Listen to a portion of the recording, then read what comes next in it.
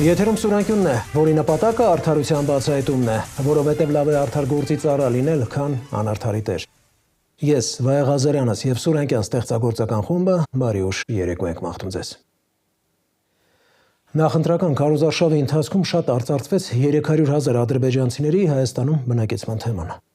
Ընդդիմադիր ուժերը հայտարարում էին, թե իշխանության են ձգտում այդ գործընթացը կանխելու նպատակով, գործող իշխանությունները հակադարձում էին, թե նման բան չկա, եւ որ ադրբեջանցիները ընդհանրապես պատասխանում են Հայաստանից հնչող արցախցիների անխուսափելի վերադարձի մասին հայտարարություններին։ Ընդ որում Փաշինյանի համոզմամբ ադրբեջանցիներին գրգռում է ոչ միայն արցախցիների վերադարձի թեման, այլև մեր խորհրդանում ընդդիմադիրների սեղաններին տեղադրված Արցախի դրոշները։ Պատերազմի սպառնալիք է, համոզված է Հայաստանի վարչապետը։ Մինչդեռ ադրբեջանցիների այսպես կոչված վերադարձի թեման Ադրբեջանում շրջանառության մեջ է դրվել 2022 թվականի վերջին, երբ Արցախը դեռ հայաթափված չէր։ Հետևաբար արցախցիների վերադարձի թեմա չկար։ Ու եթե ըստ Փաշինյանի այս թեման փակել են 2024 թվականին, ապա որքան էլ խոսենք արցախցիների իրավունքների մասին, միևնույն է, Երևանը Բաքվից պահանջներ չունի, քանի որ իշխանությունը ճանաչել է Արցախը Ադրբեջանի կազմում եւ հայտարարել, որ հայերը չեն վերադառնալու։ Իսկ ինչ է հայտարարում Ադրբեջանի իշխանությունը։ Օրերս Նախիջևանում տեղի ունեցավ վերադարձ Արևմտյան Ադրբեջան երրորդ համաժողովը։ Արևմտյան Ադրբեջան ասելով ազերիները նկատի ունեն Հայաստանի տարածքը։ Ըստ տրամաբանության այս միջոցառմանը պետք է հետևեր Հայաստանի արտգործնախարարության կոշտ հայտարարությունը, սակայն համաժողովից մեկ ամիս առաջ Արադ Միրզոյանը անդամենը նշեց, թե դա առնվազն չի նպաստում խաղաղությանը։ Իսկ Ադրբեջանի Միլի Մեջլիսի փոխնախագահը անդրադառնալով պետական մակարդակով կազմակերպված միջոցառմանը հայտարարեց, թե Ադրբեջանի նախագահը Արևմտյան Ադրբեջանի հարցը սահմանել է որպես ազգային օրակարգի կարևոր ուղղություններից մեկը։ Ղարաբաղից հետո հաջորդը Զանգեզուրն է, անկեղծացել են միջոցառման ժամանակ։ Ու այսպես, աստիճանաբար նոր պահանջներ ներկայացնելով Ալիևը առաջ է շարժվում։ Մի բան հստակ է, քանի դեռ աչք են փակում Արևմտյան Ադրբեջան զավթողական հայեցակարգի, մեր երկրի տարածքը Ադրբեջանի պատմական հողեր համարելու, պատմությունը աղավաղելու, թշնամանք տարածելու ու այլ վտանգավոր եւ հեռուն գնացող քայլերի վրա, մտածելով թե չսրենք իրավիճակը, որպեսզի չխաթարվի խաղաղության գործընթացը, Ադրբեջանը շարունակել է օրեցօր ավելի հեռուն գնացող ու մեր անվտանգությունը, տարածքային ամբողջականությունը կասկածի տակ դնող քայլեր ձեռնարկել։ Թեմայի շուրջ զրուցել են քաղաքագետ Էդգար Էլբակյանի հետ։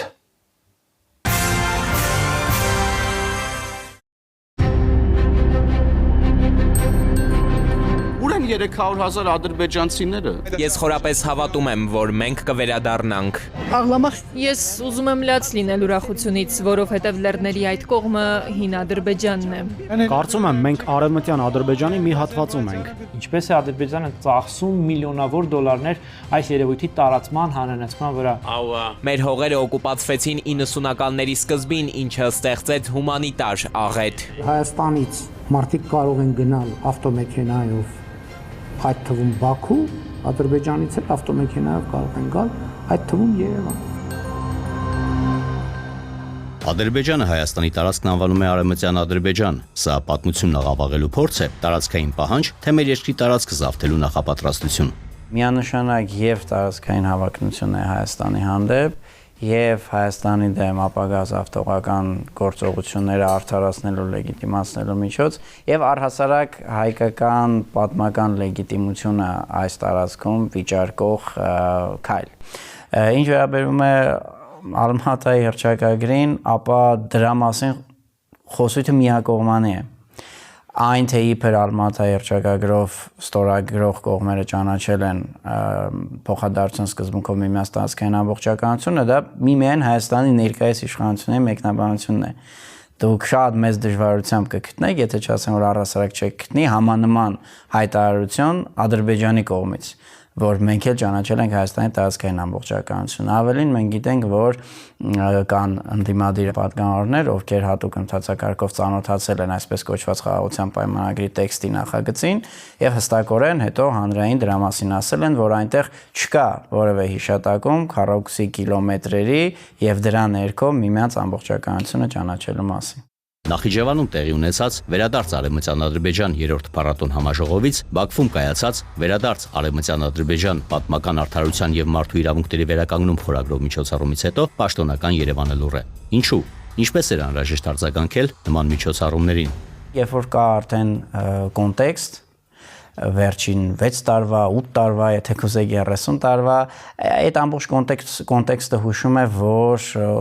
ուղղակի կա համաձայնություն կամ առնվազն նախահամաձայնություն այդ թեմայի շուրջ, եւ ըստ այդմ Հայաստանի գործող իշխանությունները չեն կարող վեր կենալ եւ հերքել մի բան, որ փակ դռների հետևում իրենք համաձայնություն տվել են։ Առհասարակ նման միջոցառումներին արձագանքելու ճիշտ ձևը հստակորեն պետական մակարդակով առաջին այրերի կամ համապատասխան այրերի պատկան անձանց մակարդակով բողոք հայտնելն է։ Հստակ արտահայտված բողոք։ Հմուտ աչքը միգուցե նկատել է, որ երբեմն Հայաստանի արտաքին գործերի նախարարությունը շատ այսպես վարանոտ պատասխաններ է տալիս, որ նման գործողությունները, նման խոսույթը, այսպես կոչված Արևմտյան Ադրբեջանի առնվազն չի նպաստում խաղաղության process-ին։ Բայց գիտեք, երբ որ մի կողմից ուղղակի այսպես էպիզոդիկ, ռեակտիվ արձագանքեր են զոտ հանրային դժգոհությունը մեղմելու համար, իսկ մյուս կողմից հետևողական ամենօրյա քաղաքականություն, ասիմետրիան հուշում է, որ ժողովրդական լեզվով ասած միգուցե ինչ-որ մի բան կա։ Ամենաթարմ հայտարարություններից մեկը ադրբեջանցի падգամավորը, Միլի Մեջլիսի падգամավորը պատահական մեկը չէ, հստակ հայտարարել է, որ խաղաղության միակ նախապայմանը երկու ժողովուրդների համատեղ բնակեցումն է։ Նիկոլ Փաշինյանը հայտարարել է, թե 500,000 հայերի Ադրբեջան վերադառնալու թեման փակել է ադրբեջանցիների Հայաստանում բնակվելու հարցը։ Բաքուն խախտում է պայմանավորվածությունը, թե հարցը շահարկելով հող նախապատրաստում ապագայում որևէ զիջում կորզելու համար։ Բաքուն ունի քաղաքականություն եւ հետեւողական դա առաջ է տանում։ Որպեսզի մենք պատասխանենք հարցին Բաքուն պայմանավորվածությունը խախտում է թե չէ, մենք նախ պետք է իմանանք պայմանավորվածություն կա թե չէ։ Իրենք ինչ են ասում։ Իրենք ասում են մենք փակել ենք Արցախի հայերի եւ առհասարակ խորհրդային Ադրբեջանի տարածքում ապրած հայերի վերադարձի հարցը հայելային սկզբունքով։ Իրենք էլ հետ չեն գալու Հայաստան։ Նախ մի կողմ դնենք, որ տարբեր թեմաներ են։ Սա ճշմարիտ կլիներ, եթե գոնե մի անգամ ադրբեջանից էլ նույն բանն ասեին։ Դուրս գային այդ ճակերտավոր արևմտյան ադրբեջանցիներին, որ օրը մեջ փառատոն են անում։ Ասեն, գիտեք, ժողովուրդ ջան, մի էլի սին հույսեր տածեք։ Այն ինչ որ Նիկոլ Փաշինյանը ասեց Եվրոպայում։ Ասեց ես չեմ ուզում որ Ղարաբաղի հայերը սին հույսեր տածեն իրենց վերադարձի հետ կապված։ Այ որ Ալիևը կանգնի ասի սիրելի արևմտյան ադրբեջանցիներ, սին հույսեր մի տածեք։ Մենք պայմանավորվել ենք, որ Ղարաբաղի հայերը հետ չեն գալու Ղարաբաղ, դուք էլ հետ չեք գնալու նախին խորհրդային Հայաստան։ Այդ ժամանակ իր ասածը վալիդ կլինի, բայց քանի դեռ դա միակողմանի է, նշանակում է ուղղակի Հայաստանի բնակչության գլխի տակ փափուկ բարձ դնելու միջոց է։ Ինչպես մեկընդմիշտ փակել ադրբեջանցիների Հայաստանում բնակեցման թեման։ Սրա համար առաջին հերթին նախ պետք է իշխանության փոփոխություն, որովհետև դրա համար նախ պետք է կամք առաջին հերթին։ Մենք Հայաստանի գործող իշխանության ներկայացուցիչների կողմից հայտարարություններ ունենք, որոնք ուղղակի ոչ թե հակասում են, այլ փաստում են ադրբեջանցիների ասածները, որ այո, միգուցե մի օր այստեղ կան ադրբեջանցիներ, թուրքեր, որ ով ասեց, որ առհասարակ սա միայն հայկական պետությունը, հայերի պետությունը, այստեղ պետք է բազմազգ լինի, ոչ թե մոնոէթնիկ, միազգանի պետություն։ Հետեւաբար նախ պիտի սուբյեկտը փոխվի, այսինքն լինի այնպիսի իշխանություն, որի համար այո, Հայաստանը հայերի ազգային հայրենիքն է։ Մնացածը արդեն տեխնիկայի հարց է։ Դրա համար պետք են եւ իրավական, եւ քաղաքական, եւ իհարկե ռազմական միջոցներ։ Ռազմականը հարձակվելու մասին չէ, ռազմականը զսպման մասին է, որ դիմացին է իմանա, որ չի կարող ամեն քայլափոխին քեզ շանտաժի ենթարկել ռազմական հարձակմամբ։ Հիմա օրինակ այդ Ազիզ Ալակբարլու կոչվածը, այսպես կոչված Արևմտյան Ադրբեջանի համայնքի ղեկավարը հենց բառացի դա է ասում։ Եթե համատեղ բնակություն չլինի, ես մեր խեղճ ու կրակ մարդիկ չվերադառնան իրենց հայրենի բնորաններ, абսուրդային է խոսել խաղաղության մասին։ Եթե абսուրդային է խոսել խաղաղության մասին, ուրեմն պատերազմ են սկսելու։ Ադրբեջանը չի ստորագրում խաղաղության համաձայնագիրը, օկուպացված է պահում Հայաստանի ինքնիշխան տարածքի մի մասը, պահանջում է փոխել սահմանադրությունը, ապահովել ադրբեջանցիների բնակեցումը Հայաստանում, բացառել հայ սահմանապահների հետ ադրբեջանցիների շփումը եւ այլն։ Սա է խաղաղության գինը։ Ինչպես հասնել իրական արժանապատիվ խաղաղության։ Ընդհանրապես խաղաղության հասնելու համար պետք են պայմաններ։ Եթե Ադրբեջանը էլ չի ուզում մեզ վերացնել, ինչի համար օրինակ նա օկուպացրել Գորիս-Կապան ճանապարհը։ Ադրբեջանական շահի տեսանկյունից այդ ճանապարհը ոչ մի նշանակություն չունի։ ոչ տնտեսական, ոչ լոգիստիկ։ Դա նշանակություն է ձեռք բերում միայն այն դեպքում, երբ որ դրանով իրենք վատություն են անում Հայաստանին, բարդացնում են Հայաստանի լոգիստիկան, սպառնալիք են ստեղծում շրջակա գյուղերի բնակչության համար։ Եթե սա է իրենց քաղաքականությունը, տարածքներ գրավելը, նոր տարածքներ պահանջելը, ապօրինի պատանդներ պահելը Բաքվում, ստացվում է, որ իրենք չեն հրաժարվել Հայաստանն ու հայերին վերացնելու քաղաքականությունից։ Այսինքն խաղաղություն այս կետից արդեն չկա։ Խաղաղությունը միայն կինետիկ բռնության բացակայությունը չէ։ Գործող իշխանությունները փորձում են մարդկանց համոզել, խաբել, որ սահմանին էլ կրակոց չկա։ Այո, չկա կինետիկ բռնություն, այս պայդրությամբ չկա։ Դա դեռ խաղաղություն չէ։ Խաղաղությունը այն է, երբ որ երկուստեք փոխադարձաբար չկա իրար վերացնելու մտադրություն, որը տրանսֆորմացվում է քաղաքականության։ Մենք տեսնում ենք, որ Ադրբեջանի կողմից միակողմանիորեն կա մեզ վերացնելու այդ մտադրությունը, որպես իրական խաղաղություն լինի, նրանց համար պիտի այդ մտադրությունը բավականին ծախսատար լինի, որ ժողովրդական ասած ձեռք քաշեն դրանից։ Մեր օրերում արժեքները այնքան են խեղաթյուրվել, որ պատերազմի ամբողջ սարսափը սեփական մաշկի վրա զգացած մարդուն կարող են ասել՝ «Է չգնայր»։ Ուր չգնար։ Պատերազմի, որպեսզի պաշտպաներ է չգնայր ասողի անվտանգությունը։ Խելագարվել կարելի է, թե ուր ենք հասել եւ ինչ վերաբերմունք ենք ցուցաբերում պատերազմի մասնակիցների նկատմամբ։ Ընդ որում սա արվում է ամենաբարձր մակարդակով, երբ բդու ինչու չես զոհվել ասելով, կարծես ուղիղ հրանք իջեցվի արժեզրկել ողջ մնացածների սխրանքները։ Նրանցից մեկն էլ Արմավիրում վարձակալության բնակվող 49-ամյա Սեթրակ Խաչատրյանն է։ Արցախյան առաջին քարորիա եւ 44-օրյա պատերազմների մասնակից Սեթրակը կորցրել է կնոջը եւ այսօր միայնակ է մեծացնում 13 եւ 10-ամյա որդիներին։ Ու թեև պատերազմներում 2 անգամ վիրավորվել է, սակայն շարունակում է որպես կամավոր ծառայել հայրենիքին, այս անգամ Կապանի սահմաններին։ Սեթրակը հիրավի մարտիկ է, չի ընկրկում ոչ մի դժվարության դեմ ու պատրաստ է ցանկացած աշխատանքի, միայն թե որդիները, ինչպես ինքն է ասում, հացին կակաչասեն։ Բայց ինչ անի միայնակ հայրը, եթե անհաջողությունները նրան կրնկակող հետապնդում են։ Վերջերս էլ ավտովթարի հետևանքով է լուրջ վնասվածքներ ստացել ու առանց այն էլ առողջական վատ վիճակը ավելի է բարդացել։ Չի ցանկացել դիմել մեր խմբագրություն, սակայն կյանքի դժվարությունների պատճառով ժամանակից շուտ հասունացած որդիները ստիպել են դա անել, որովհետև տեսնում են, թե ինչ չարչարանքների միջով է անցնում իրենց հայրը։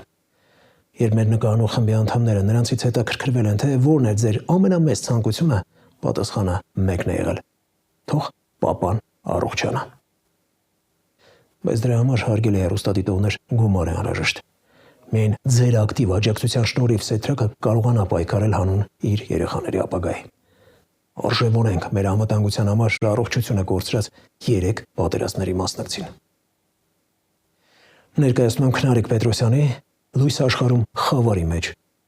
տեսանյութը։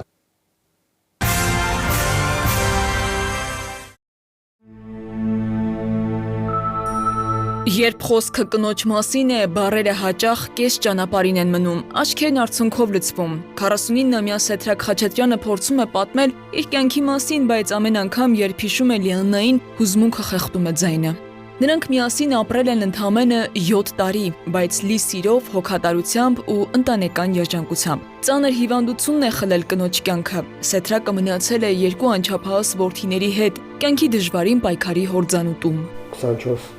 տարեկան աղջիկեր բացանկա եղավ, լիարդիցերոս։ Հետո դե բացահայտվավ, որ ինքը գենետիկային երևանյան հիվանդ է։ Վերջի խնձորն է ես եմ տվել, որ Լիանան կերել է, ու այսօր մեր չի։ Բայց ես իրան շատ եմ սիրել ու սիրում եմ, ու Պարկ եմ համարում իմ կյանքով, որ իր երեխեքին մեծացնեմ։ Մամաս մահացել է, այդուց պապան է մեզի նայել մինչև հիմա։ Այս փոքրիկ տան պատերը շատ բան են տեսել։ Արդեն 7 տարի է ընտանիքը Արմավիրի համեստ բնակարանում է ապրում վարձով։ Ամսական 50,000 դրամը երբեմն անհաղթահարելի բեռ է թվում։ Մի մարդու համար, որի կյանքը կարծես անդադար փորձությունների շղթա է դարձել։ Իրանց եղել եմ համ հայր, համ քուր, համ աղբեր, ամեն ինչ։ Դաժե ոչ մի տեղ չեմ աշխատել, թոշակով նպաստով, որտեղ չէի կարա, էլի որ աշխատեի, իրանք փոքր էին, չէի կարող վարձողելի բնակարանում անում էի, որ միշտ իրենց կողմն իրենց լվացեր, թափելերն ու ուտել, ամեն ինչ ես ըմա։ Տան մեջ իրեն պատկանող ոչինչ չկա։ Սեթրակն ասում է, այստեղ տեղափոխվելիս իր հետ միայն սառնարան է բերել։ Ընտանիքի հույսն ու ուժը երկու որդիներն են։ 13-ամյա Ջանիբեկն ու 10-ամյա Հովանեսը իրենց տարիքից շատ ավելի հասուն են թվում։ Ջանիբեկը հպարտությամբ ցույց է տալիս դպրոցից ստացած շնորհակալագրերը։ Լավ վարքի համար։ Երեխաների աչքերում մանկական երազանքներ կան, բայց նաև մեծահասակին հատուկ անհանգստություն։ Նրանց ցանկությունները շատ են, ինչպես բոլոր երեխաներինը։ Բայց երբ հարցնում ենք, ինչ կուզենային ամենաշատը, պատասխանը նույնն է։ Մենք մտածում ենք ամեն իրիկուն աղոթում ենք, որ պապան առողջ գա տուն, ոչ մի բան իրան չլինի։ Սեթրակի կյանքում պատերազմը արտառոց էջ չէ։ Այն նրա կյանքի մի մասն է դարձել դեռ երիտասարդ տարիներից։ Նա 2 անգամ վիրավորվել է Արցախյան առաջին պատերազմի ժամանակ։ Մասնակցել է նաև ապրիլյան քառորյա եւ 44-օրյա պատերազմներին։ Այսօր Սեթրակի մարմինը կրում է այդ տարիների բոլոր հետքերը, վիրավորումները, առողջական խնդիրները, մշտական ցավերն այնքան շատ են, որ ինքն արդեն հաշիվը կորցրել է։ Սակայն նույնիսկ առողջական ծանր վիճակում նա չի դադարել աշխատել։ Ծառայությանից վաղ եմ վիրավորում ստացել Եղնիկներում։ Ծառայել եմ 93 թվին։ Առաջի պրեզիվ եմ եղել Ղարաբաղի։ Կարող է հիմա էլ կանչեն, ես չեմ զրանում ոչ մի բանին, չեմ նայում առողջականից։ Պապաս պարքեր մի քիչ ունի, որ օրինակ վարձի օրինակ ալում, պապայի ձեռը փող չինան, տանտիրոշն է ասում, տանտերն է ասում, լավ, այս ամիս թոմնա, այս ամիս կտաս։ Պապան է գնում աշխատում է որտեղ։ Օրայղը սոված ենք բնացել, օրայղը գուշտ ենք բնացել։ Հարիկս գնում է աշխատում է, որ մեզի հաց ու ջուր ստեղծի։ Մի ամիս Կապանի սարերում է լինում, կամավորական ծառայության մեջ հաջորդ ամիս վերադառնում է քաղաք։ Եվ երբ քաղաքում է, ցանկացած աշխատանք է անում, թութ է հավաքում, բալ է հավաքում, վաճառում շուկայում միայն թե կարողանա ընտանիքի հացը վաստակել, տան վարձը վճարել։ Հիմնական եկամուտը չնչին աշխատավարձն է, որը հազիվ է բավականացնում ամենաանհրաժեշտ կարիքների համար։ Կուզենք ունենայինք տուն, սեփական տուն ունենայինք, նորմալ տան համար բաներ, ապրանքներ, բաղնիկ չունենք, սենյակ չունենք, կառավատները 5 կառավատներ են։ Այս տարվա ապրիլին էլ նոր փորձություն է պատուհասել։ Ավտովթարից հետո վնասվածքներ է ստացել, որոնք ել ավելի են ծանրացրել նրա առողջական վիճակը։ Վթարից որտեղ սաղ այդ շիտով պրիբորը հակավ ոտերիս, դոշերիս, գլխիս ես։ Ինչ ասենք։ Ասենք այսօր որ այդ մեզ հիվանդանոց չեմ նայում ոչ։ Սաման բաղ տղա ես կամ միայնակ մարդ ես, գումարա տուր, բուժեմ։ Ողնաշարի գրիժա ունեմ, սրտի շատ ուժեղ խնդիրներ ունեմ, գլխի շատ ուժեղ պատուտներ ունեմ։ Սեթրակն ասում է, բազմիցս դիմել է տարբեր կառույցների, օգնություն խնդրել, փորձել է բարձրաձայնել իր խնդիրների մասին, բայց ապարդյուն։ Ասում է, սովորել է միայն սեփական ուժերին ապավինել, սակայն այդ ուժերն էլ երբեմն սպառվում են։ Մեր նախկին մասպետին եմ դիմել,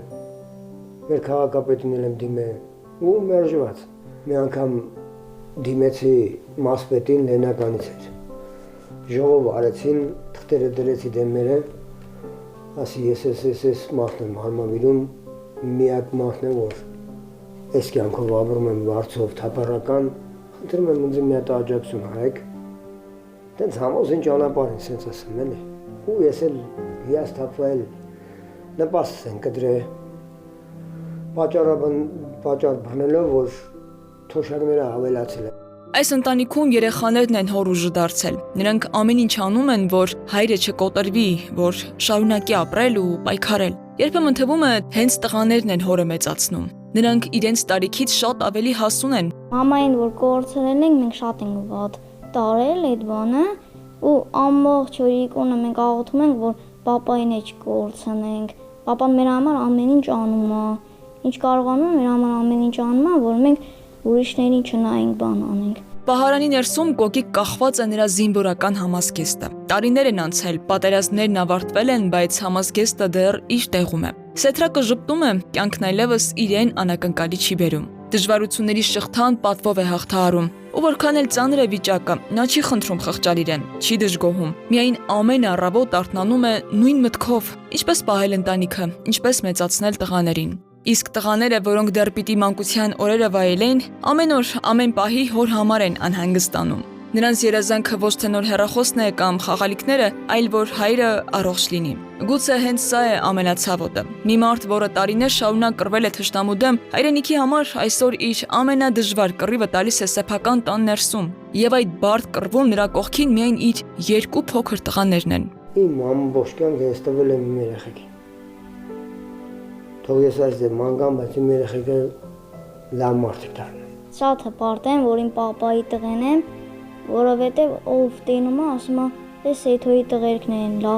լավ երեխեք են, Սեյթոյին են քաշել լավ մարդիկ»։ Այդտենց ասում են, այդտենց մեծացեք, ձեր պապայի նման լավ մարդիկ եղեք։ Ուզեմ իրան նման լինեմ խելոք, հանգիստ,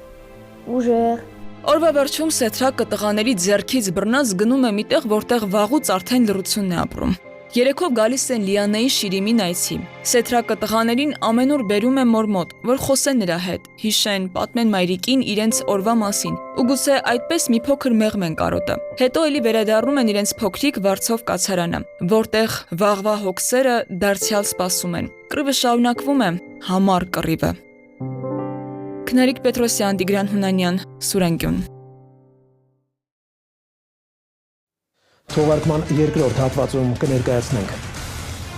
Առավոտ ճիշտ ժամը 9-ից դիմում հայտերի լրացման բաժինը բացվել է, այն էլ մեկ կայքը չկա, մեկ տվյալները հնարավոր չէ լրացնել։ Լավ, այսքան տարի ծրագրային խնդիր չկարողացաք լուծել։ Նախարարությունը մեկնաբանություն չունի։ Այո, ունեցել է ծանրաբեռնվածություն, ինչը բոլոր շահառուների համար նույնն է եղել։ Ի վերջո, ծրագրային այս խնդիրն անլուծելի է։ Կարող է լուծում ստանալ, հեմորացման թողին մնալ։ Պետք է հայտագրվեին այն դպրոցներում սովորելու համար, որտեղ արդեն իսկ սովորող քույր եղբայր աշխատող ծնող ունեն։ Միթե երեխան արտոնություն չունի սովորել մոտիկ իր թաղամասում գտնվող դպրոցում։ Անարդարության այո խնդիր կա։ Գործը մինչև իսկ հոգեբանական հարցերին կարող է հասնել։ Նա ստիպված է լինելու նորից սոցիալիզացվել մեկ ուրիշ համակարգ։ Պահպանել խնդիրներով լեցուն համակարգը, թե գտնել հարցերը կարգավորելու նոր տարբերակներ։ Ցավոք սրտի նոր համակարգը արդյունավետ չէ։ Ահա այսպես տարիներ անց կպայթի Երևանի երթևեկությունը։ Կիևյան կամուրջը փակ է, մայրաքաղաքի տրանսպորտային հոսքի մի մասը տեղափոխվել է այս կողմ։ Օրվա մեծ մասը տեխնիկան նույնիսկ չի էլ աշխատում։ Ճիշտ է, աշխատանքի ներկա տեմպերը բավարարում են բացր կաբինետներում նստողներին, բայց վստահաբար ոչ խցանման մեջ հայտնվողներին։ Հրազդանի ձորում միաժամանակ ճանապարհի վերանորոգում է գնում, դարձած միակողման։ Խցանումը դա ինչ-որ առանձնահատուկ բան չէ, տասնյակ քաղաքներ լուծել են դա։ Եվրոպական ցանկացած երկիր քրագնա տեսեք։ Մի քանի տարի հետո նորակառույց թաղամասի շուրջն ինչ է կատարվելու։ Արդեն կանգնած է, Արշակունյաց բողոքա, ինքը օրվա մեծ մասը կանգնած է։ Այդ գծերը միայն հանրային տրանսպորտին չէ, որ պետք է ծառայեն։ Տաքսի ծառայություն մատուցողներին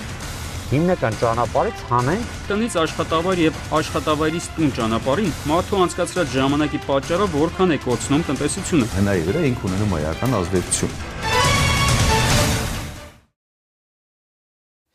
Առաջին դասարանցիների հայտագրման գործընթացը հերթական անգամ մեկնարկեց սկանդալներով։ Պատկերացրեք, ծնողը գիշերը չի քնում, աչքը չի կտրում ժամացույցի վայրկյանաչափից, միայն թե ճիշտ ժամը 9-ին հասցնի երեխային իր նախընտրած դպրոցում հերթագրել, ու երբ գալիս է բաղձալի պահը, բացում է համապատասխան կայքը ու տեսնում, որ համակարգը ծանրաբեռնվածության պատճառով չի աշխատում։ Բայց իսկապես զարմանում եմ զարմացողների վրա։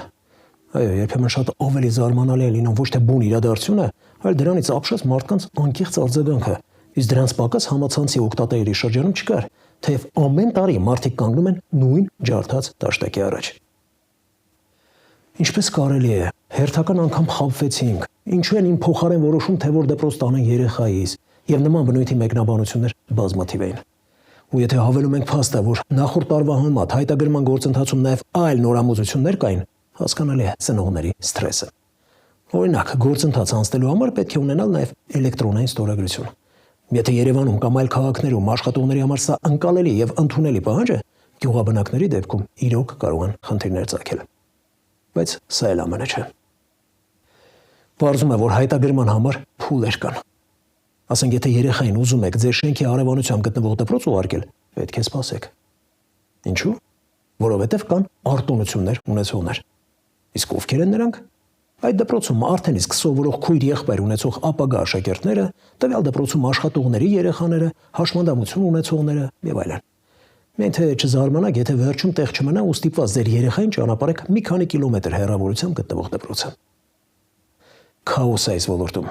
ասում են մասնագետները, ընդգծելով, որ ոչ մի երկրում երեխային դպրոց ուղարկելու գործընթացը այսքան բարդ չէ։ Էդուարդ Պողոսյանի տեսանյութը վերնագրել ենք նորից դարձյալ կրկին։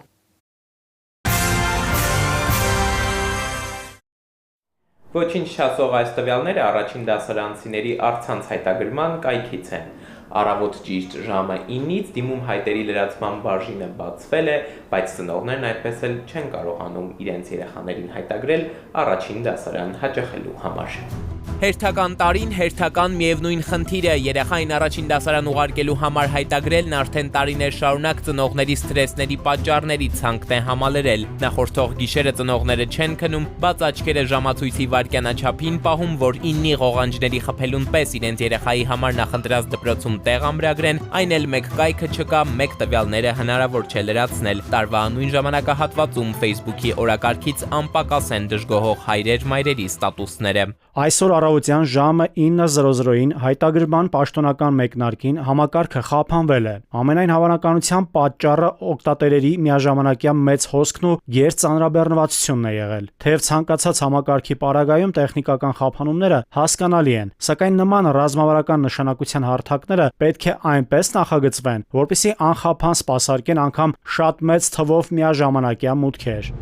Լավ, այսքան տարի ծրագրային խնդիր չկարողացաք լուծել ու կանխատեսել համակարգի ծանրաբեռնվածության աստիճանը։ Դիմեցինք պատասխանատու գերատեսչությանը, կրթության եւ գիտության նախարարությանը, հասկանալու համար ինչու ծրագրային խնդիրներն այդպես էլ չեն լուծվում, ինչպես ձևակերպում են համապատասխան կայքի աշխատանքից դժգոհող ծնողները եւ առհասարակ հնարավոր էր իրավիճակը վերլուծել եւ կանխատեսել համակարգի ծանրաբեռնվածության հնարավոր մակարդակը խնդիրները չեզոքացնելու համար։ Սակայն հերթական խնդրի հետ կապված նախարարությունը մեկնաբանություն չունի։ Նախարարի մամուլի խոսնակից ավանդական դարձած պատասխան ստացանք, չեն մեկնաբանում, միայն կարճ հաստատում, հունիսի 23-ի առավոտյան 9-ին խնդիր եղել է։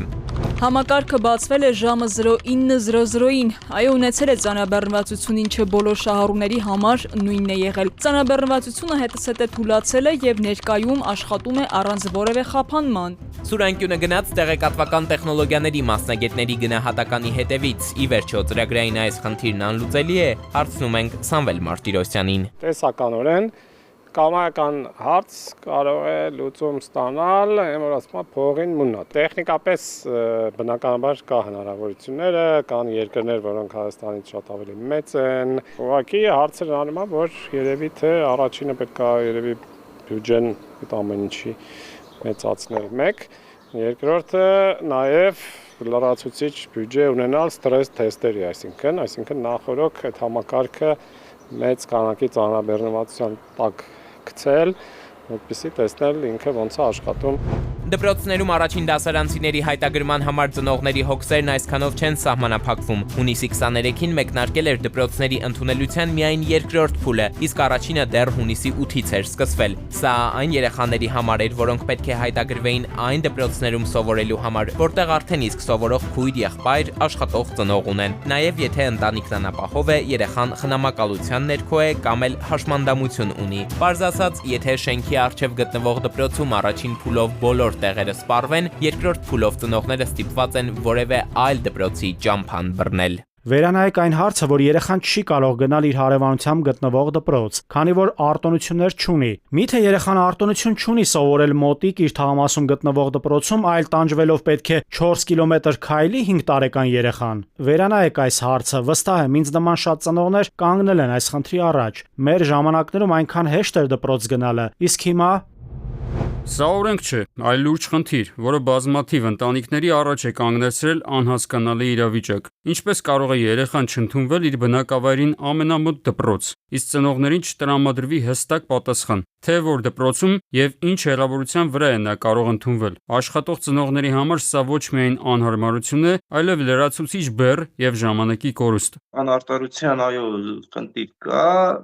եթե հաշվի առնենք թե որքան երեխա է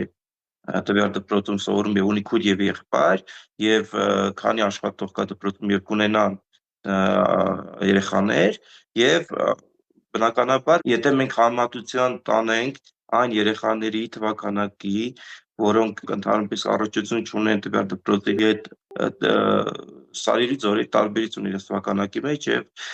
բնականաբար այստեղ խտրականության բաղադրիչ կարող է լինել։ Բայց խտրականությունը հնարավոր ամենափոքր խնդիրն է, որ այստեղ կարող է դրվել։ Կրթության փորձագետը շարունակում է շարքը, պնդում, եթե երեխան հնարավորություն չունենա իր բնակությանը մոտ դպրոց գնալ, գործը մինչև իսկ հոգեբանական հարցերին կարող է հասնել։ Երեխան մինչև դպրոց գնալը ինքը որոշակի սոցիալիզացիայի process է անցնում։ Նա բակ է դուրս գալիս, բակում խաղում է իր հասակակիցների հետ, այդ հասակակիցները որոշակի առավելություններ ունենալով գնում են այն դպրոցը, որտեղ գնալու են, իսկ այդ երեխան, որը չունի այդ առավելությունները, օրինակ իր մեծ քույրը կամ եղբայրը, այդ դպրոցը չի գնում, կամ նա առաջին երեխան է այդ ընտանիքի, նա ստիպված է լինելու նորից սոցիալիզացվել մեկ ուրիշ համակարգում, որը շատ բարձրական է։ Այնուամենայնիվ, պահպանել խնդիրներով լեցուն համակարգը, թե գտնել կազմակերպչական, տեխնիկական հարցերը կարգավորելու նոր տարբերակներ։ Մասնագետների համար միանշանակ ճիշտ լուծումն այս փուլում տեսանելի չէ։ Ցավոք սրտի նոր համակարգը արդյունավետ չէ, մեծը տեխնիկական եւ բովանդակային խնդիրներ են։ Նախկին համակարգը ավելի հեշտ էր, ավելի ձյունին էր, չնայած նախկին համակարգի դեպքում էլի դիմում էին դպրոցներին, որպեսզի իրենց երեխաներին հայտագրեին։ Մասնագետներն ասում են, դպրոցն այն առաջին հաստատությունն է, որտեղ երեխան պետք է մուտք գործի վստահությամբ, ոչ թե ծնողի պայքարի ու տեխնիկական անորոշությունների պայմաններում, իսկ երբ կրթության ճանապարհը սկսվում է խափանումներից, անհավասար հնարավորություններից, խնդիրը վաղուց արդեն միայն ընդունելության կարգը չէ, այն վերաբերում է կրթական համակարգի կազմակերպման տրամաբանությանը, որը դեռ սպասում է իր արդյունավետ լուծմանը։ Էդուարդ Պողոսյան, Տիգրան Հունանյան, Անդրանիկ Ներկարարյան, Սուրանկյուն։ Թերևս քչերն են տեղյակ, որ աշխարհում գոյություն ունի մարդու բացասական փորձառությունների ինդեքս, որը արտացոլում է մարդու հույզերը։ Թարգմանաբար նշանակում է, որ այն երկրներում, որտեղ բնակչության գնահատման ինդեքսը բարձր է, մարդիկ ավելի հաճախ են ապրում ստրես, բարկանում, տխրում եւ մտահոգվում։ Վերջին տվյալներով այս ինդեքսում Հայաստանի ցուցանիշը կազմում է 41-42 միավոր, ինչը զգալիորեն բարձր է աշխարհի միջին 31-32-ից։ Ու եթե այս բալերը տեղայնացնենք դասակարգման այուսակում, կստացվի, որ մեր երկիրը հայտնվել է մոլորակի ամենասթրեսային եւ անհանգիստ երկրների շարքում։ Իսկ ինչն է մեզ հայաստանցիներից դարձրել նյարդային, անհամբեր ու ագրեսիվ։ Պատճառները շատ են, բայց գլխավորները Հայաստանի շուրջ տեղի ունեցող աշխարհաքաղաքական զարգացումներն են, ներքաղաքական գործընթացները, պատերազմի վտանգը, սոցիալ-տնտեսական խնդիրները ու եւս մեկը, որն արդեն հոգեարազատ է ցանկացած երևանցու համար՝ խցանումները։ Այո, չկա մի երևանաբնակ, ում նյարդերը տեղի չտան ակետից բեկետ հասնելու ընթացքում։ Ընդ որում հարցը այստեղ միայն մարդկանց հարմարավետությունը չէ, այն կարելի է համարել նաև տնտեսության առկա վիճակի բնութագրիչ։ Ասեմ թե ինչ նկատի ունեմ։ Եթե ճանապարհները երկրի արյունատար անոթներն են, ապա մեքենաները արյունն են։ Հետևաբար, եթե երթևեկությունը դանդաղում է նաև արյան շրջանառությունը, իսկ այդ դեպքում օրգանները եւ ուղեղը լավ չեն սնուցվում։ Թե ինչ վտանգներ են դրանք պարունակում օրգանիզմի համար, կարծում եմ բոլորդ եք տեղյակ։ Ու չնայած պատասխանատուները շարունակաբար խոստանում են խնդրին համակարգային լուծում տալ, այն առայժմ միայն խորանում է։ Եթե Արմեն Աթելյանը մի կտոր երջանկություն վերտարությամբ տեսանյութում կարողանա գոնե հուշել դրա լուծման հնարավոր ուղիները, կհամարենք, որ նրա տևական պրպտումները արդարացված էին։ Դավթաշենի կամրջին հարակից փողոցն է, գերծ անրաբեռնված ու չափազանց դանդաղ իր երթևեկով։ Կիևյան կամուրջը փակ է, մայրաքաղաքի տրանսպորտային հոսքի մի մասը տեղափոխվել է այս կողմ։ Քաղաքային իշխանությունները խոստանում են 1.5 ամսից հացը փակված կլինի, այնպես որ պետք է դիմանանք։ Մարդիկ, ովքեր որ հարակից շենքերի բնակիչներ են, եւ իրենց լուսամուտներից անմիջապես երևում է Կիևյան կամուրջը։ Եվ այո, նկարագրում են մարդիկ, որ կա մեկ տեխնիկա, կա երկու աշխատակից, ու օրվա մեծ մասը տեխնիկան նույնիսկ չի էլ աշխատում։ Ասում են առաջիկայում փակվելու է նաև Դավթաշենի կամուրջը, նորից կապիտալ վերանորոգման համար։ Ճիշտ է, աշխատանքի ներկա տեմպերը բավարարում են բարձր կաբինետներում նստողներին, բայց վստահաբար ոչ խցանման մեջ հայտնվողներին։ Հրազդանի ձորում միաժամանակ ճանապարհի վերանորոգում է գնում ու դարձած է միակողմանի։ Այսինքն, եթե Կիևյան կամուրջ շրջանցելու այլընտրանքային ճանապարհներից մեկն էլ հանդիսանում է Հրազդանի կիրճը, Հրազդանի կիրճում գնում են խցանման տակ կանգնում են եւ աշխատանքի հասնում են ժամուկես 2 ժամ, 2.5 ժամ ուշացած։ Նույն պատմությունն է նաև Երևան-Սևան մայրուղու վրա։ Արդեն 2 շաբաթ երթևեկն այստեղ իրականացվում է ճանապարհի մի հատվածում միայն։ Կայծակի հետևանքով շարքից դուրս եկած նորոգման կանգնած երկրորդ հատվածի պատճառով։ Իսկ վնասված հատվածի կազդուրումը նորից ընթանում է բավականին դանդաղ։ Մարդկանց տեղաշարժը մայրաքաղաքում հատկապես վերջին տարիներին դարձել է իսկական գլխացավանք։ Պարբերաբար իրականացվող նորոգման աշխատանքներն էլ ավելի են խորացնում այդ գլխացավանքը։ Խցանումների խնդիրը գնալով ավելի է ընդլայնվում։ Որ Սարյանում արդեն են խցանման ծավալը չունենք, դա տեսնում ենք, որ դա լուծվել է, բայց պետք է դրա հակառակն էլ լինի, այսինքն զարգանա, դե օրինակ Ամբար Թումանյանը կարա միակողմանի հատված լինի, Մաշտոցը մի հատվածը, չգիտեմ, այդ ձևով պետք է այդ միակողմը դեպի աճ երթևեկությունը զարգացնել։ Խցանումը դա ինչ որ առանձնահատուկ բան չէ։ Տասնյակ քաղաքներ միջև մեզ աշխարհում արդեն բախվել ու լուծել են դա։ Այդ թվում միակողմանի երթևեկության կազմակերպման շնորհիվ։ Գնա այն երկրները, որոնք ունեն այս ծավալի տրանսպորտային հոսք, բնակության տրանսպորտային հոսք եւ ունեն այդ միակողմանի երթևեկությունը։ Օրինակի համար կարա գնաք Իսպանիա, կարա գնաք Վրաստան, կարա գնաք, չգիտեմ, Ֆրանսիա, եվրոպական ցանկացած երկիր կարա գնաք տեսնեք։ Աթենք կարա գնաք տեսնեք։ Պաշտոնական շրջանակները խցանումների առաջացման տարբեր պատճառներ են մատնանշում, որոնցից ամենագլխավորը թերևս մեքենաների թվաքանակի ավելացումն է։ Սակայն եվրոպական հարյուրավոր քաղաքներ, որոնք ավելի բազմամատ ու բազմամեքենա են, քան Երևանը, այդ խնդիրը չունեն։ Մեծ թաղամասերն են, բյուրեղ թաղամասը, շատ սիրուն, շատ լավն է։ Սուրմալուն էլ մի օր դառնալու բան, շենքեր, փեթակներ, արդեն կանգնած է, Արշակունյաց պողոտան, ինքը օրվա մեծ մասը կանգնած է։ Հիմա եթե սկսեն այդ շենքերը նոր շենքեր կառուցեն եւ շենքերում սկսեն ապրել, տոտալ Երևան ընդհանրապես իմաստ չունի ինչքան 3 հատ կամուրջ կառուցել չի լինի, հասկանում եք։ Այսինքն երբ շին թույլտվություն ես տալիս այս կամ այն բիզնեսմենին, ապա գոնե պետք է պատկերացում ունենաս, թե մի քանի տարի հետո նորակառույց թաղամասի շուրջն ինչ է կատարվելու։ Որպես կանոն նորակառույցների բնակիչներից գրեթե բոլորը ունեն մեքենա, ենթադրաբար տեղաշարժվելու են դրանցով եւ օզարմանք հարց է առաջանում, թե որտեղ են կայանելու դրանք։ Երևանի քաղաքապետարանի դիմացի Ռուսաստանի հրապարակը եզակի կենտրոնի տեղերից է, որ դու կարաս մինչև 1000 մեքենայի ավտոկանգար կառուցես։ Նայեք, գետնի տակ ստոր կնեք, Ստերգետյա մասին է խոսքը, այսինքն ու անվճար, ընդամենը 2 ժամն է անվճար, որ ինքը 2-3 ժամվա մեջ գալիս է կենտրոն, սաղ իր գործեր անում է, երեխայի հետ, ընտանիքի հետ, գնում են հրապարակման են գալի, գնում են դեպի վերև Շահումյան հրապարակ, որ էլի պետք է լիներ Ստորգետյան, էլի մենք չարեցինք։ Սովորաբար նման դեպքերում խոսվում է հանրային տրանսպորտի մասին, որի համար նույնիսկ որոշ փողոցներում առանձին գծեր են սահմանվել։ Խնդիրն էլ հենց այն է, որ այդ գծերը միայն հանրային տրանսպորտին չէ, որ պետք է ծառայեն։ Օրինակ, տաքսին եւս հանրային տրանսպորտ է։ Տաքսին պետք է տարբերակվի մեզանից, այսինքն մենք որ նկատենք ինչ-որ տրանսպորտային միջոց, պետք է իմանանք, որ սա տաքսի է։ Եվ դա պետք է լիցենզավորվի, տարբերակվի եւ իրանց ասենք, քան որ դուք լիցենզավորվել եք եւ տարբերակվել եք, դուք կարող արդեն այս երթուղիով երթևեկեք ու տաքսի ծառայություն մատուցողներին հիմնական ճանապարհից հանենք իրանց առանձնացված երթուղի։ Մայրաքաղաքում որոշ տվյալներով կա 60-ից 70 հազար տաքսի, այսինքն խոսքն ահռելի թվով մեքենաների մասին է, որոնք ամեն օր դուրս են գալիս փողոց եւ դառնում երթևեկության մասնակից։ Մենք թե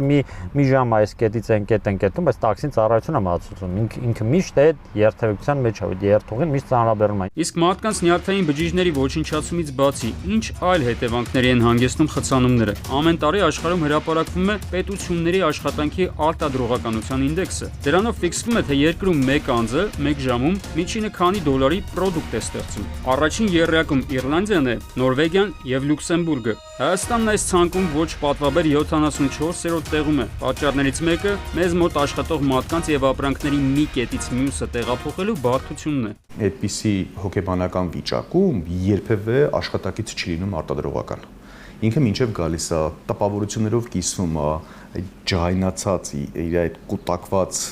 այդպես էներգիան աշխատակիցների հետ կիսում է, նոր անցնում է արդեն աշխատանքային ռեժիմ, մինչև անցնում աշխատանքային ռեժիմը արդեն գալիս է ընդմիջման ժամանակահատվածը։ Այսինքն աշխարհի զարգացած երկրներում մասնագետները նստում ու հաշվարկում են, թե տնից աշխատավայր եւ աշխատավայրից տուն ճանապարհին մարդու անցկացրած ժամանակի պատճառով որքան է կորցնում տնտեսությունը։ Հետևաբար ամեն ինչ անում են այդ ժամանակահատվածը կրճատելու համար։ Հայաստանում 1 ժամի արտադրողականությունը գնահատվում է մոտավորապես $10 շրջանակներում։ Այսինքն արտադրողականության վրա ինքը թողնում է ազդեցություն մոտավորապես 1-ից 2 դոլարի շրջանակներում, արտադրողականությունը դառնում է $8։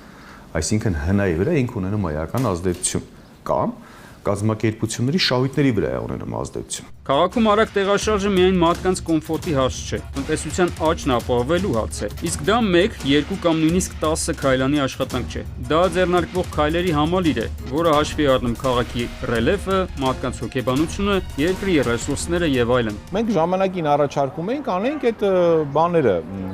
ճոպանողին լինել։ Ժամանակ ճոպանողին Երևանում էֆեկտիվ չէր, որովհետև 6 հոգանոց էր օրինակ աշխատում։ Հիմա արդեն կան մինչև 30 հոգանոց ճոպանողիներ։ Այդ Doppelmayr ֆիրմա Ռուբեն Վարդանյանը ժամանակին, որ մենք արդեն աշխարհին ճանաչել ենք այդ Տաթևով, չէ։ Նույն ֆիրմային ասեք, արդեն կան դրա չինական տարբերակներ, եթե ուզում եք ավելի, բայց հնարավորությունը կա։ Ամենակարևորը այստեղ պետք է լինի հետազոտություն, այսինքն ցանկացած որոշում պետք է հիմնված լինի լուրջ մասնագիտական վերլուծության, ոչ թե պաշտոնյաների սուբյեկտիվ գնահատականների վրա։ Մի տրամվայը կարող է 10 անգամ ավելի շատ մարդ տանի, քան ավտոբուսը, 10 անգամ դուք պատկերացնում եք, ինչ հետաքրքիր է, չէ՞։ Սաղ աշխարհը մոտավորապես Եվրոպայում 300 քաղաք, որ ժամանակին մեր սխալը արել էր դեռ 60-ականներին տրամվայ փակել էին, հիմա հետ են բացել։ Մենք կանատեղին թանկացրել ենք չի եղել, մենք սա արել ենք չի եղել, նա արել ենք չի եղել, չի լինելու, դա չի լինելու։ Երթևեկությունը կազմակերպել է պետք, երթևեկության կազմակերպման մասնագետներ է պետք, որ կազմակերպեն։ Մենք գիտություն չենք հայտնագործում։ Մենք ոչ know-how չենք ստեղծում, մենք ասում ենք գնացեք հարևան զարգացած երկրներ, տեսեք ոնց են արել։ Ահա այսպես տարիներ անց կպայթի Երևանի երթևեկությունը, եթե կշռադատված եւ հիմնավորված քայլեր չարվեն դրա կարգավորման ուղղությամբ։ Խնդիրն ինքն իրենով չի լուծվելու։ Արմեն Աթելյան, Անդրանիկ Ներկարարյան, Սուրանկյուն։ Կհանդիպենք քիչ անց։ Ռուսական համարանիշներով ամենագնաց Mercedes-ի տերը կինը, ով մեքենայի այրվելու փաստը մի կողմ դրած ինձ էր ֆիքսել, թե բա մի նկարի։ Ես տիպի կպել է, մինչև գան կա 100%։ Նկարահանում ու մտածում էի, բայց իսկականից ինչը արել կին վարորդը, որ սենց ավերածություններ ա գործել։ 4 մարդ էր վիրավորվել, բա որ ասում եմ ավարիայի ճակատամարտ չեք հավատում։ Էսա սա այրան հետքեր է։ Դե հիմա ուշադրություն ժողովուրդ ջան, հերիք չի սենց ավերածություններ ա գործել, մի հատ էլ վարորդը 51-ամյա կամոն նույնիսկ չէր էլ վիրավորվել։ Փաստորեն ամենածանրը եղել է հենց վերայի վիճակը։ Օրեր անց գիտակցության չգալով Եվրոպայի գեղեցկության մրցույթին մասնակցածը մահացել է։ Առաջինները, ովքեր վթարից հետո վազել են օգնության, աղոթել են, որ մեքենայում շատ մարդ չլինի, բայց դե ցավոք աղոթները տեղ չեն ասել։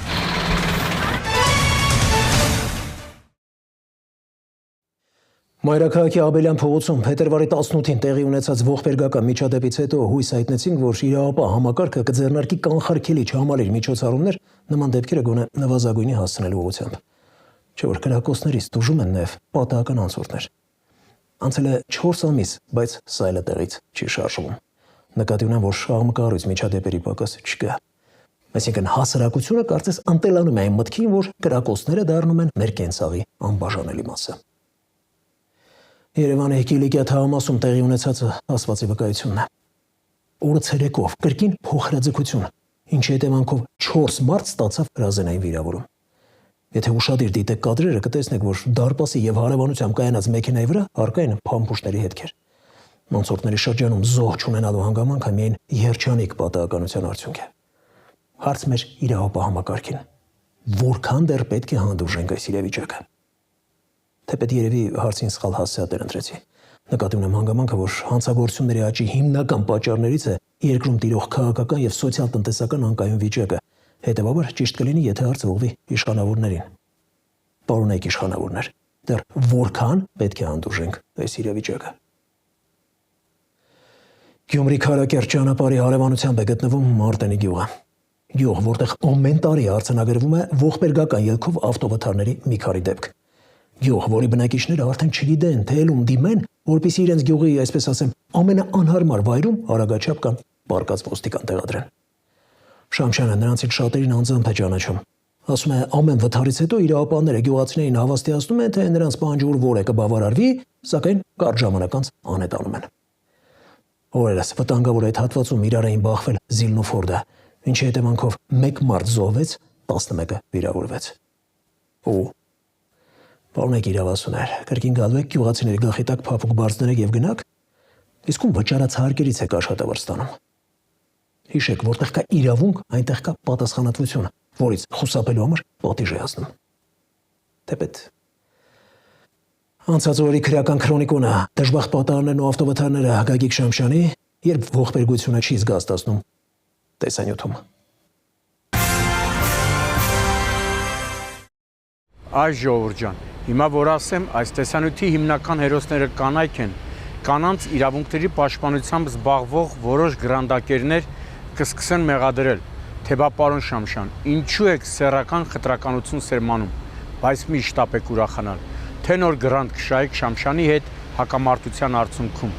Ոչ մի սեռական խտրականության մասին խոսք չկա, չէ որ ամեն շաբաթ հիմնականում տղամարդկանցն ենք մատնացույցանում, հետևաբար ոչ մի սեռական խտրականության մասին խոսք լինել չի կարող։ Մի խոսքով, ինչպես հաճախ ենք ասել, լավին լավն ենք ասում, վատին վատ, առանց սեռական, ռասայական, ազգային եւ այլ խտրականություններ դնելով։ Էս էլ կոնկրետ օրինակը։ Նորմալ մարդիկ գիշերը ժամը 2:39 նուշ քնած 7-րդ երազն են տեսնում, իսկ ես հասել եմ Դավթաշեն 4-րդ թաղամաս, պարզելու, թե ինչու է համար 13 շենքի դիմաց կայանված ящիկում հրդեհ բռնկվել։ Ոչ գիտեմ, թե ով է տերը, ոչ էլ գիտեմ, թե ինչն է կատարվածի պատճառը։ Եվ միայն հասնելով դեպքի վայր տեղեկացա, որ ռուսական համարանիշներով ամենագնաց Մերսեդեսի տերը կինն է, ով մեքենայի այրվելու փաստը մի կողմ դրած ինձ էր ֆիքսել, թե բա մի նկարի։ Այդ նկարու տեղը վառողին գտի ու տենց մի շարք մտքի գոհարներ։ Քեշ տիպի կպել է, լսի մինչև գան 100%։ Դու ավելի լավ ինձ կշտամբելու տեղը շնորհակալություն հայտնի հարևաններիդ, որոնք մինչև հրշեջների ժամանումը միահամուռ կերպով պայքարել են մեքենայիդ մեջ ծակած հրդեհը մարելու համար։ Հա, քիչ էր մնում մոռանայի։ Ինձ կշտամբելուց հարևաններիդ շնորհակալություն հայտնելուց հետո չմոռանաս պարզել, թե ով է մեքենատ այրել։ Հավաքված գրեթե բոլոր մարդիկ վստահ են, որ մեքենան միտումնավոր են այրել, ու եթե այդ վարկածը հաստատվի, ավելի լավ է պարզես, թե թշնամիներից որ մեկն է այս գլուխգործոցի հեղինակը, թե բա մի նկարի։ Այս շտաբօգնության մեքենան էլ նավսակի էր եկել, բարեբախտաբար տուժածներ չկային։ Էսյան էլի։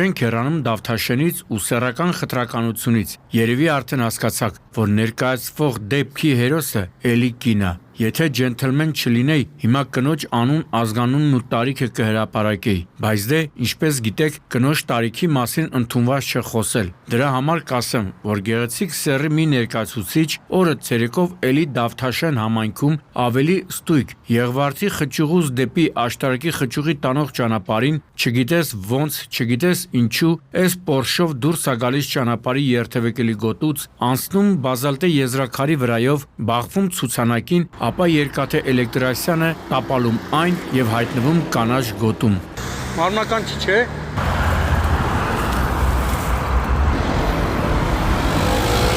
Նկարահանում ու մտածում էի, բայց իսկականից ինչը արել կին վարորդը, որ սենց ավերածություններ ա գործել, արագությունն ա բարձր եղել, գուցե, որովհետև առանց մեծ արագության այս էլեկտրասյունը հեշտ չէր լինի տապալել, ցուցանակն էլ կոտրել, իսկ գուցե կորցրել ա մեքենայի կառավարումը, ոչ թե գուցե, այլ հաստատ, որովհետև չէր հայտնվի խոտերի մեջ, բայց դե այդ պետք ա առաջնային այդ գուցեների պատճառահետևանքային կապը գտնել։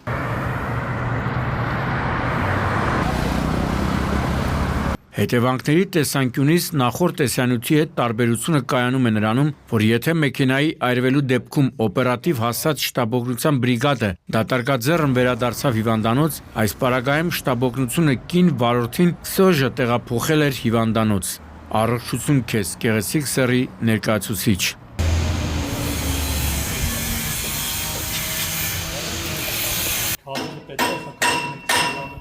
Հիմա կասեք, էս ինչի են այսքան հավաքվել, կարող է այդ կնոջ հետ կապված հետո բան ա եղել, չէ ժողովուրդ ջան, սա արդեն ուրիշ դեպք է։ Այսքան իրավապահներ պատահական չեն հայտնվել մայրաքաղաքի Կիլիկիա թաղամասում, Սիսվանի փողոցում, ուշադրություն, ժամը 14:10-ի սահմաններում կրակոցներ են հնչել ու կան վիրավորներ։ Ահազանգողի ներկայացրածն ու դեպքի վայր շտապ հասած իրավապանները արձանագրել են, որ ահազանգողը ոչ էլ գույներն է խտացրել։ Էսա սա այրան հետքերը։ Այս արունը, սա արունը։ Այսինքն, պատկերացնում եք ժողովուրդ ջան, օրը ցերեկով այսքան տների ու շենքերի հարևանությամբ մի խումբ լացիրակներ էլի ավարայերի ճակատամարտ են կազմակերպել։ Իսկ դա նշանակում է, որ ով ասես, այդ թվում երեխաներ, կարող են մի քյոր գյուլայի զոհ դառնային։ Իսկ քյոր գյուլեկի պակաս չի եղել։ Քրեական եւ համայնքային ոստիկանները տեղում հայտնաբերեցին ատրճանակից եւ ինքնաձիգից արձակված մի քանի պարկուշներ, գնդակներ, երկաթե դարպասի ու դրա մոտ կայունված հոնդայի վրա կրակոցի հետքեր։ Ոբշի 3 հատ էր, չէ՞։ 3 հատ ընդեղ էր կրակած։ Եթե հիշում եք, ահազանգողը ասել էր, որ վիրավորներ կան։ Այս առնանման հետքը հուշում է, որ այո, վիրավոր կար, բայց դե հարց էր, վիրավոր թե վիրավորներ։ Ոստիկանության եւ քննչական բաժնի համատեղ օպերատիվ հետախուզական եւ քննչական գործողությունների արդյունքում պարզվեց, որ 4 մարդ էր վիրավորվել։ Բա որ ասում եմ ավարիայի ճակատամարտ չեք հավատում։ Բանուկ վայրերում սենց գործողություններ նախաձեռնողներին պետք է խստագույնս պատժել, որպեսզի ուրիշներին դաս լինի։ Հուսանք այս այրունալի միջադեպի բոլոր նախաձեռնողները կբացահայտվեն։ Հենա, վերևն է։ Հեսա։ Գնացել է, ստեղով ծաղկել է, սա քրքրել է։ Սոս։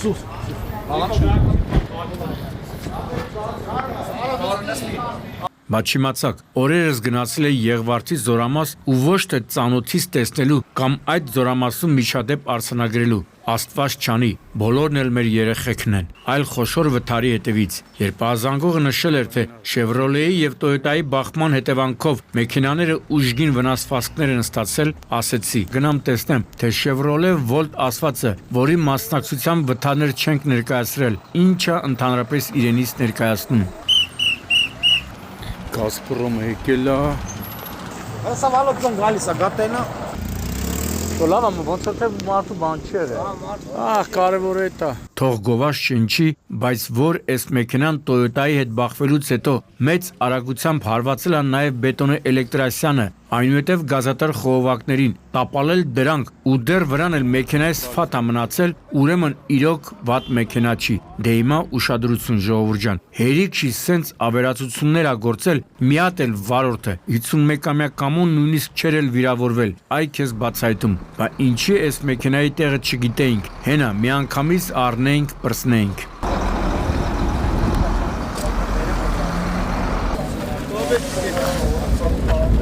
Իհարկե, կդժվարանամ նշել, թե մեքենաներից որ մեկի վարորդն է եղել մեղավոր, բայց որ մոտակա բնակավայրերի տների բնակիչները եւս լավ տեղեկացան այս վթարի մասին, փաստ է։ Կհարցնեք ոնց, չէ ժողովուրդ ջան, հաստատ ոչ բախման ձայնից, որովհետև Volt-ի բախման հետևանքով ինտերնետը, հոսանքն ու գազը անջատել էին։ Տեսակ, թե ինչ կործանարար հետևանքներ կարող են ունենալ սովորական մի մեքենայի վարորդի կողմից զգոնության վայրկյանական կորուստը։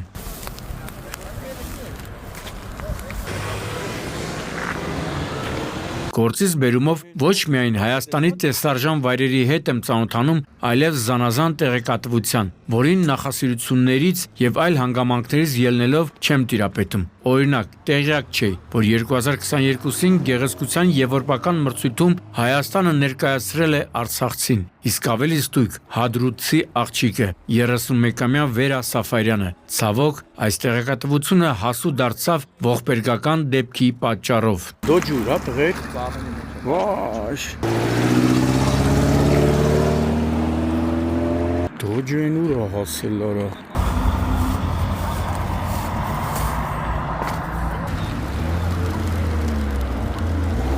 Արմավիր Բաղրամյան ճանապարհի Հացիկ գյուղի վարչական տարածքում ենք, որտեղ ժամը 19:40-ի սահմաններում իրար են բախվել Դոժն ու երկու Մերսեդեսները, ինչի հետևանքով 5 հոգի մինչև իմ հասնելը շտաբօգնության մեքենաներով տեղափոխվել էին Արմավիր բժշկական կենտրոն։ Հարցիս, թե ինչ վիճակում են վիրավորները, հեչ լավ պատասխան չհնչեց, թե բա երկուսը գտնվում էին ծայրահեղ ծանր վիճակում, մեկը միջին ծանրության, երկուսն էլ ծանր կայուն վիճակում։ Այլ բան իհարկե դժվար էր ակնկալել, տեսնելով, թե ինչ կարգի վթար պետք է լինի, որ բախումից հետո Դոժն ու Մերսեդեսներից մեկը դուրս գան երթևեկելի գոտուց եւ հայտնվեն դաշտում։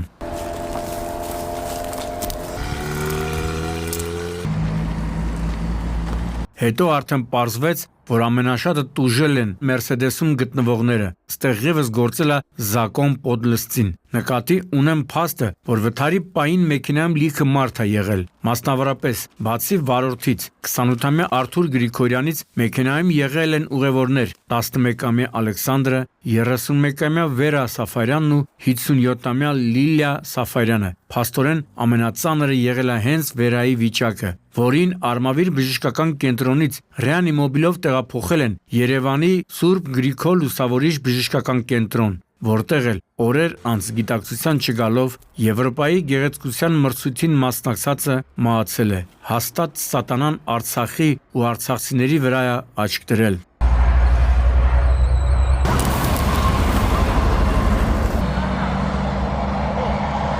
Եվ վերջում մեկ այլ խոշոր վթարի մասին։ Խոշոր ոչ միայն վթարի, այլև հետևանքների առումով։ Որ վթարը խոշոր է եղել, հասկացա, երբ ազանգողը նշեց, որ Գյումրի Քարակերտ Մայրուղու Արտենի գյուղի վարչական տարածքում առավոտ ժամը 6-ի սահմաններում բախվել են Զիլն ու Ֆորդ Տրանզիտ մարդատարը, ընդ որում ծանր քաշայիների բախումն այնքան ուժգին է եղել, որ Ֆորդ Տրանզիտը դուրս է եկել երթևեկելի գոտուց, բախվել Փայտեսյանը, կոտրել այն եւ գլխիվայր հայտնվել ձորում։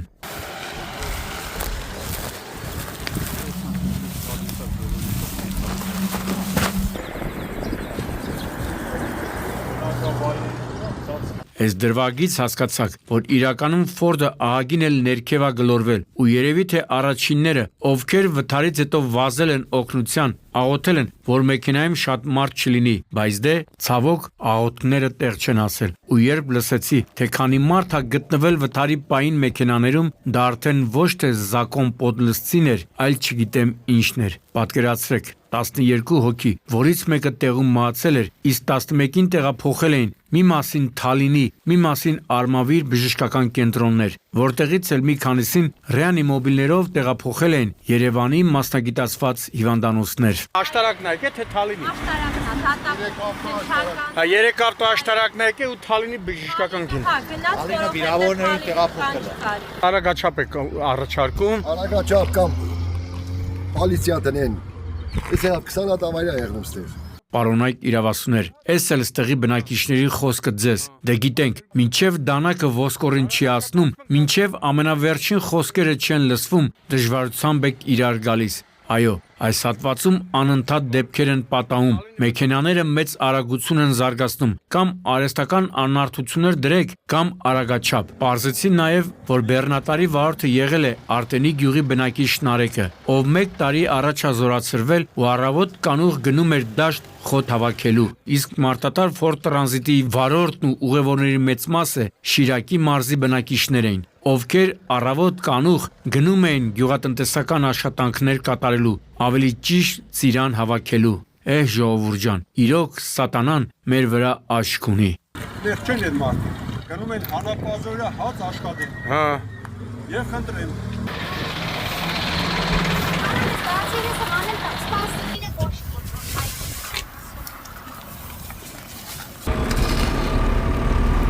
Գագիկ Շամշան, Սուրանկյուն։ Այսքանը գնանք լույսի հետևից, դրանից պայծառը չկա։ Կհանդիպենք հուլիսի 5-ին ժամը 22-ին։ Աստված պահապան հայազգին։